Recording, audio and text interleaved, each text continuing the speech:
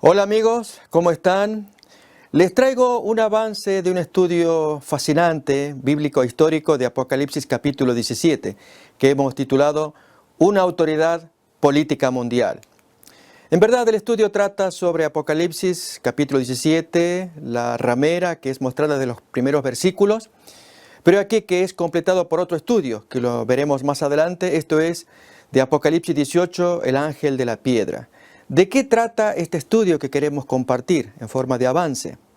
Estos son los 9 capítulos principales que componen el estudio, una autoridad política mundial. El primer capítulo, Iglesia-Estado, el caso de una esposa ninfómana.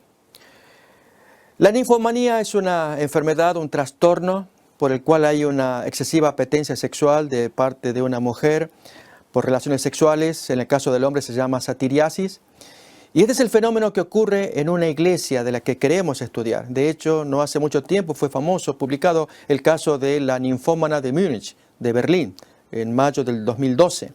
Una mujer que perseguía a hombres en sus relaciones sexuales. Bien, este es el caso de esta iglesia-estado. Miremos cómo presenta la palabra de Dios en Apocalipsis 12 a la mujer pura, esposa de Cristo, como una virgen vestida de sol, con la luna bajo sus pies, coronada de 12 estrellas.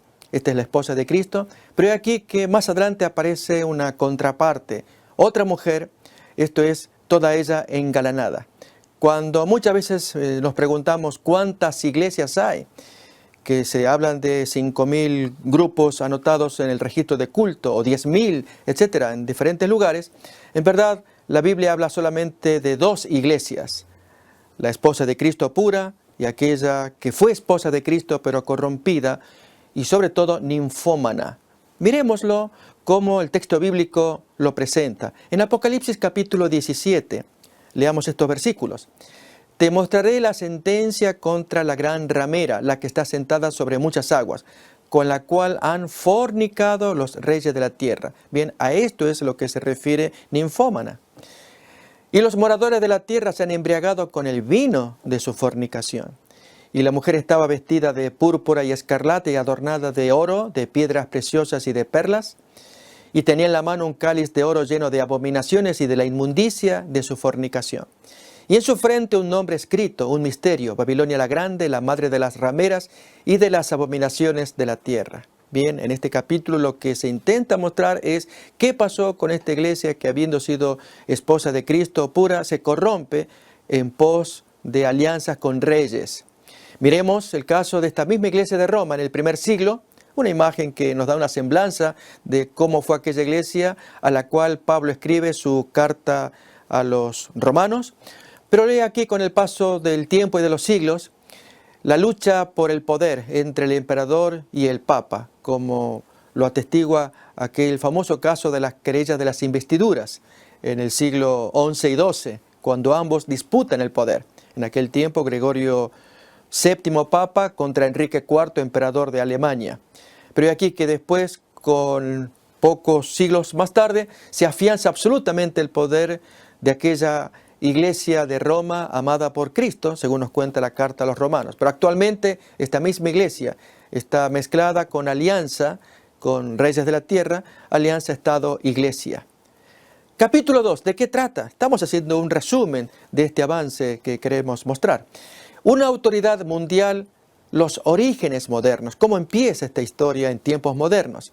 Con Pío IX, aquel que fue autor del dogma de la Inmaculada Concepción de la Virgen María en 1854, resistido por muchos cardenales, pocos años más tarde, él establece un nuevo dogma, el de la infalibilidad papal en el Concilio Vaticano I.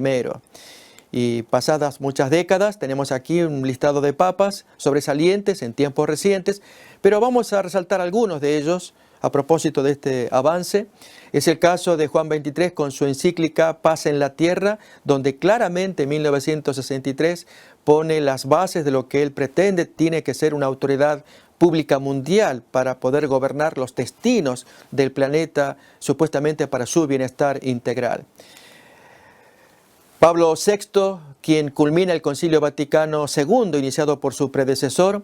Al poco tiempo surge Juan Pablo I, muerto misteriosamente a los 33 días de su pontificado, y de cuya historia cuenta David Jalop, como miramos en la imagen, en el nombre de Dios, mostrando, revelando que más bien esa muerte se debe a un asesinato y 6 sospechosos que aparecen allí denunciados en ese libro. Pero aún así, avanzando con el tiempo, tenemos a Juan Pablo II con su encíclica, de las varias que publicó, esta sobresaliente, Ut Unum Sint, poco antes del año 2000, un año muy importante para el jubileo y el reencuentro ecuménico que este Papa pretendía. Pero aquí que en tiempos más recientes, 2009, estamos hablando de Benedicto XVI y su encíclica La Caridad de la Verdad, en que claramente muestra nuevamente los postulados de una autoridad política mundial. Y Francisco I, Papa actual, que en el 2015 publica una controversial encíclica, mayormente controversial para la potencia del norte, Estados Unidos, Laudato Si, donde defiende cambios que los países deben hacer para que haya una mejoría climática, un cambio climático y un domingo verde, como él lo propone también en esa encíclica. El capítulo 3, que queremos estudiar en esta serie, Una autoridad política mundial, trata de una crisis planetaria a favor de la autoridad. Esto es, que allí en la ciudad de Lindau, en Alemania, en agosto del 2011, se reúnen cerebros mundiales sobre economía.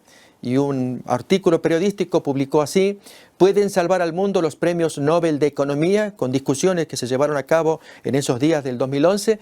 Bien, el resultado fue un rotundo fracaso. Es muy interesante conocer las deliberaciones de estas personas, pero especialmente allí, poco tiempo después de ese gran encuentro de premios Nobel de Economía, desde el Vaticano se publica un documento que es prácticamente la base de esta serie de estudios, cuál es una autoridad política mundial. Desde una oficina del Vaticano, el cardenal Turson, responsable, publicó por una reforma del sistema financiero y monetario internacional en la perspectiva de una autoridad pública con competencia universal. Es como tituló el documento, y allí el Papa Benedicto XVI, que lo pone en conocimiento de todos, si bien él resistió el documento, y estudiaremos en su momento por qué lo hizo. Bien, capítulo 4.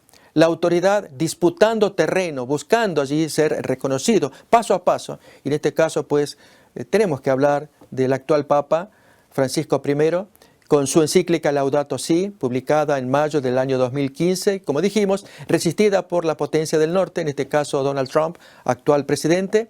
Y la nota periodística publicada en el 2016, Trump se quedó solo sobre el cambio climático, postura que hasta el presente todavía mantiene, aunque muchos de sus gobernantes de los estados pues piensan opuestos, y especialmente en el actual cambio climático que está viviendo este país del norte, con temperaturas sumamente sorprendentes, bajo cero, y muchos de los líderes atribuyéndole a este cambio climático al cual hay que ponerle freno con acuerdos que se están llevando periódicamente, año a año, en diciembre mayormente, y al cual Trump tomó su postura de resistirse a firmar acuerdos que reduzcan las emanaciones que afecten la capa de ozono.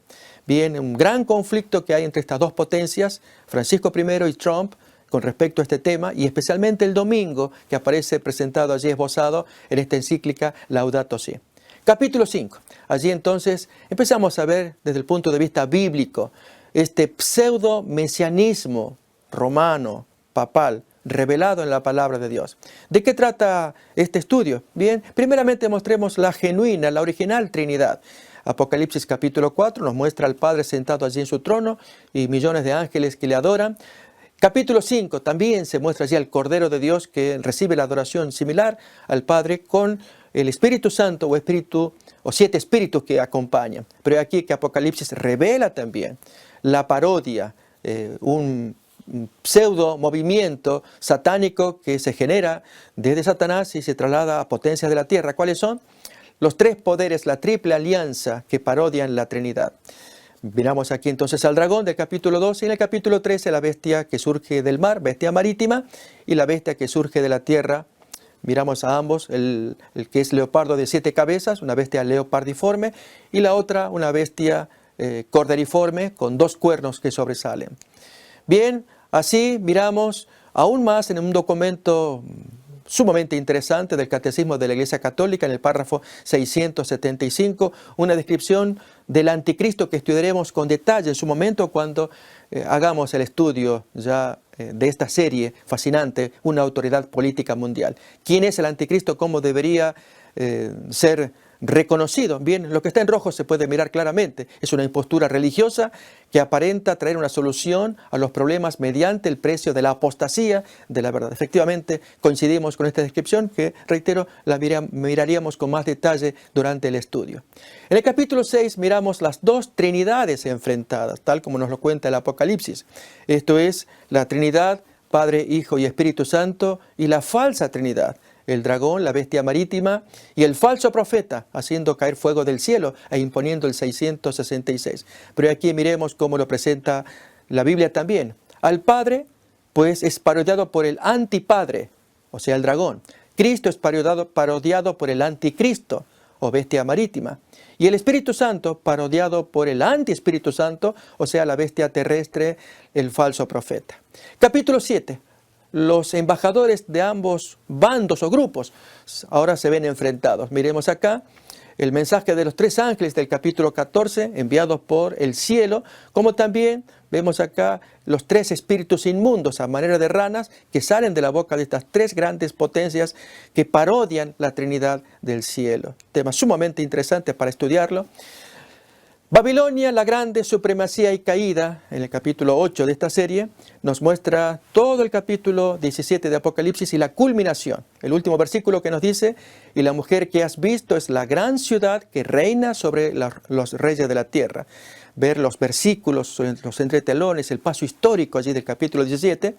Y lógicamente no podía faltar su contraparte, el tiempo de la actuación del Señor. Esto es, mientras que la autoridad política mundial es desenmascarada, desnudada en el capítulo 17. El capítulo 18, que formará parte de un estudio posterior, especialmente de los dos ángeles que contiene ese capítulo, el segundo es el que nos interesa también. Primeramente el descenso del cuarto ángel, Apocalipsis capítulo 18, los primeros versículos, pero también entonces la obra del ángel enigmático, el ángel de la piedra, capítulo 18, versículo 21 en adelante.